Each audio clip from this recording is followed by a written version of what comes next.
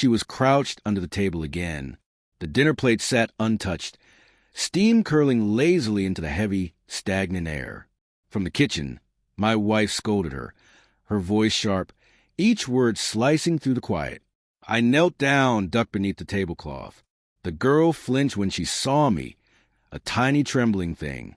Her fingers gripped the table leg like it was a lifeline. "I'm sorry," she whispered. "I won't take food again." Her hands were empty, just quivering, just fear. I said nothing. I couldn't. The words still repeated in my mind, harsh in practice, like something drilled into her over and over. My wife returned. Her voice softened. "Come on, sweetie. Dinner's getting cold." The girl hesitated, glanced at me instead of her mother. Her eyes were pleading, hollow, terrified. That was when I first realized my wife had been lying. I just didn't know about what. She had always called her a difficult child, claimed she had attachment issues, insisted she'd been caught stealing snacks and hiding them. But I never saw a shred of evidence. What I did see were bruises, small, patterned, the shape of fingers. When I asked, my wife laughed too quickly. "Kids fall," she said, joking, but there was a coldness behind her smile, something unmotherly. That night, I sat outside the girl's room. She whispered to herself, soft and broken. I caught fragments. "Don't make her mad. Don't cry. Don't tell." My wife slept soundly in our bed. I stared at the ceiling, trying to convince myself I was imagining it. My mind, trained to notice patterns and suspect motives, was overreaching, right? But deep down, I already knew. My wife wasn't protecting her daughter. She was breaking her. And the girl, sweet, quiet, terrified, was still trying to shield her mother in return. I began watching quietly. Patterns emerged. She flinched whenever her mother reached out. She never spoke without permission. She waited to eat, eyes darting for approval. One evening, while my wife was on a client call, I went into the garage. Behind a stack of paint cans, I found a dented lunchbox. Inside were crumbs, a broken cookie, and a crumpled note in a child's handwriting. "I'm sorry for stealing. Please don't tell Mommy." I stood there for a long time, the note trembling in my hands. Then I started gathering my own evidence. I set up a discreet camera in the kitchen, another in the hallway.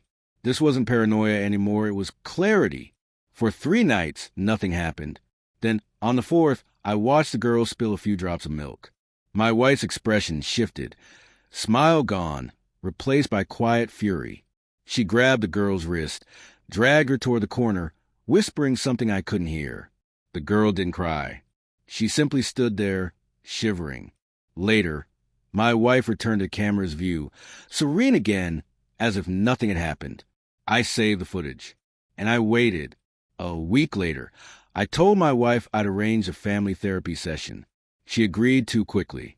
In the therapist's office, I played the footage. No words, no build-up, just silence, then the truth on the screen. Her face crumbled in stages, disbelief, then anger, then fear. She turned to me. You spied on me?" "No," I said quietly. "I protected your daughter." The therapist froze. The girl, sitting between us, didn't look up. She just held her knees tighter. My wife tried to twist the story. Discipline, lies, theft. But the video didn't lie. Her hand, the slap, the command, the tears. When it ended, I stayed calm, detached. "I'm filing for custody," I said, "and I've already contacted CPS." Her mouth fell open. "You can't." "I already did." That night, she came to me, crying not out of guilt but fear. "Please," she said, "I'll lose everything." Her tears didn't move me. I watched her collapse on the kitchen floor, the same place her daughter had hidden, the same tiles where the bruises began.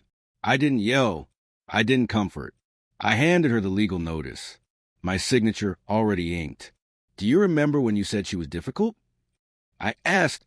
She nodded, trembling. "She wasn't difficult," I said. "She was surviving you. The house is quieter now. She's gone. The girl sleeps peacefully for the first time. Sometimes she wakes, afraid it was a dream. I tell her it isn't. I don't feel proud, just steady, like everything has finally stopped moving. I walk past the empty dining table, the one she used to hide under. It's strange how silence can feel like justice. People think revenge is rage. It's not. It's restraint. It's letting truth do what fury never could. I pause by the table one last time. The chair where my wife used to sit is gone. I run my hand along the cold, smooth wood. Then I turn off the lights, leaving darkness where it belongs.